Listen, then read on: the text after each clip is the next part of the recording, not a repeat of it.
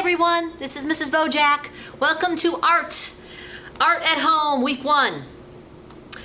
The artwork that we are studying right now is by an artist named Piet Mondrian. He is Dutch, and this painting is called Broadway Boogie Woogie. And it is a very famous painting, and it was actually made in New York City when Piet Mondrian visited New York for the first time. Now, the way that we made this painting was to use mostly lines. So we're going to be using horizontal lines and vertical lines. No diagonals. Piet Mondrian also liked to use just 3 colors, and those are the primary colors. So you will see mostly blue, red, and yellow.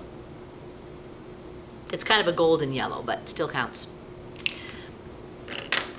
Now, to make your own version of Broadway Boogie Woogie, you are going to start with a regular piece of paper. You will need a pencil and a black marker. It can be a Sharpie or it can be a Crayola marker. And to color in today, you can use, I'm going to use markers in the 3 primary colors. But if you want to go ahead and use crayons, if that's all you have, or oil pastels, you're welcome to do that too. I think that markers work best for this project because it looks most like Piet Mondrian's. Now remember to start with pencil, but I'm going to be starting with my Sharpie so you can see. Now, if you don't have a ruler like I do, you can use any straight edge.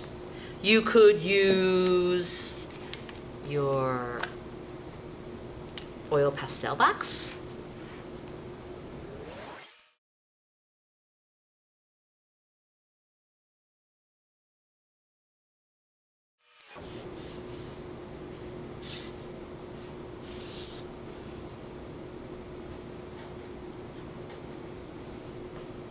Now the shapes that I've made are rectangles and squares. Some are tall and skinny and some are short. I also want you to make sure that it's not too heavy on one side. We call that balanced.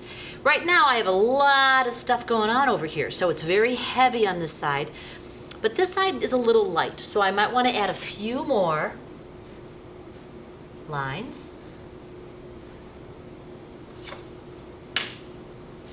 Just to make it a little more interesting and a little more balanced. That's good.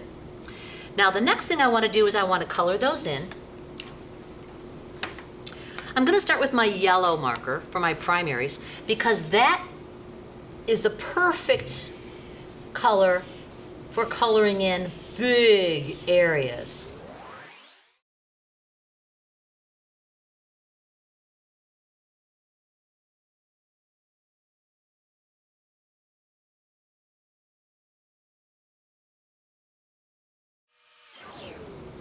Now there is a shortcut way too that some artists use to color in an area.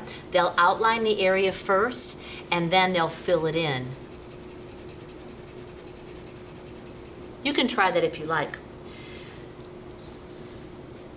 You also want to make sure that your artwork is balanced with color.